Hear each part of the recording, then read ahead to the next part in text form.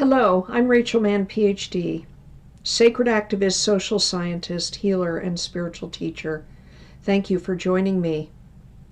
I know that everyone around the world is deeply concerned about what is happening in Ukraine today, as am I.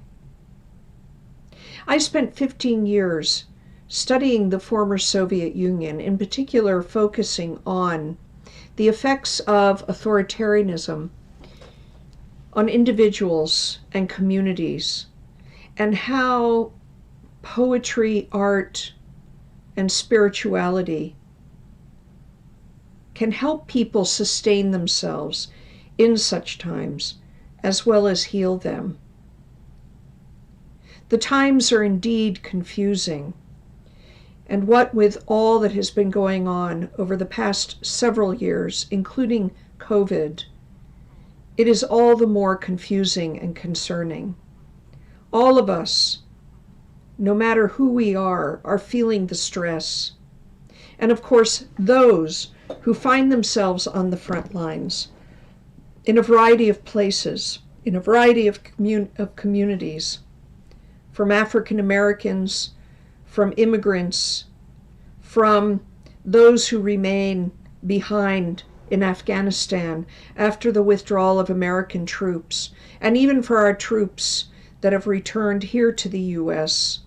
and other places in Europe and other countries, who are left with the legacy, the imprint of what war has been for them.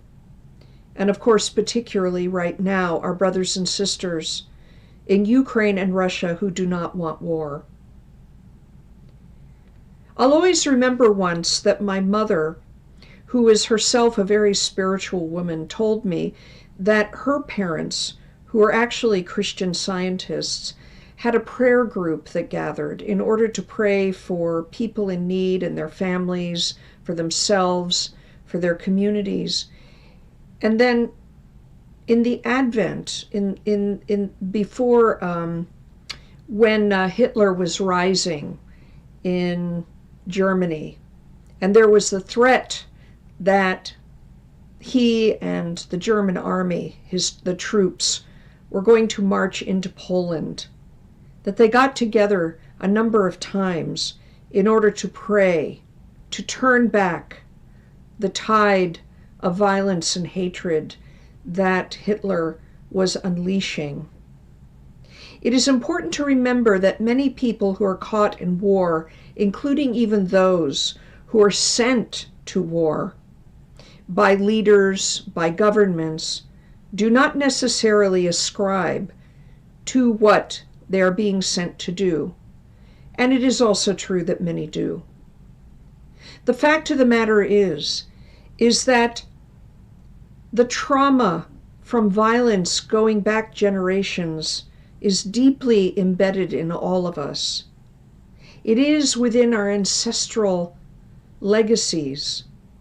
And so it is that I consider sacred activism for peacemaking to include healing ourselves and our families, healing our communities in the present of whatever we carry from the past. Not only our personal pasts, but also the pasts of our ancestors. There are many complex reasons as to why Putin and his supporters are going into the Ukraine. Of course, we can think of it in terms of the geopolitics of the situation, but we can also think of it in terms of the defeat, the end of the Soviet Union and the end of the Cold War, the trauma felt and the shame felt by nations who have considered themselves to be grand imperial leaders, and all of the ego consciousness that surrounds that.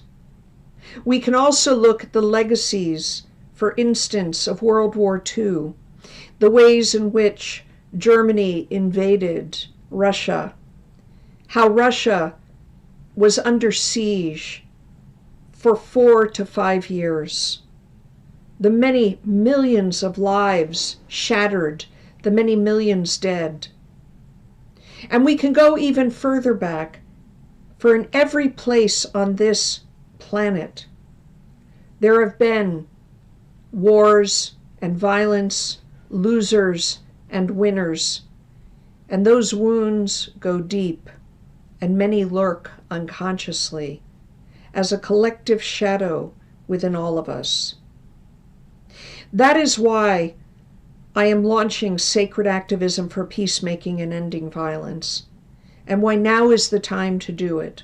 So much has happened already, just in my lifetime, just in the last 5 years, and more recently. I want to be able to motivate all of us who feel the call to service but are not sure how to manifest that.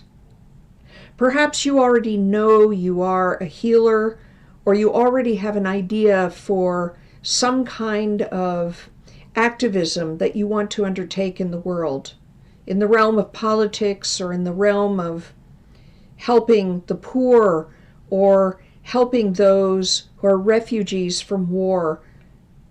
Or perhaps you aren't really sure what to do. One thing that we can do, like my grandparents, is we can gather together to pray, to do ceremony, and to raise our vibrational frequencies so that we build the greatest resonance within ourselves of healed wholeness, love, and light. I have this vision of millions upon millions of people doing this powerful inner work, and then offering all that they learn from their own healing journey to others, to their families, to their communities, to their nations, and even to the globe. Let us work together. There is no time to lose. The time is now. War must end. We must find peaceful alternatives to dealing with conflict. I am here with you. I stand by all of you, and I stand by my brothers and sisters in Ukraine and Russia who do not want war. I stand by all those in Europe who are afraid of war spreading. And I stand by all of us who want to end the will to domination in all of its manifestations. Join me to raise the frequency of joy and light, to tap into the deep love that is at the very fabric of everything, and to find the keynote of peace so that it may resonate, vibrate outward exponentially into the future as we dream forth a world of love. May it be so. Thank you for joining me.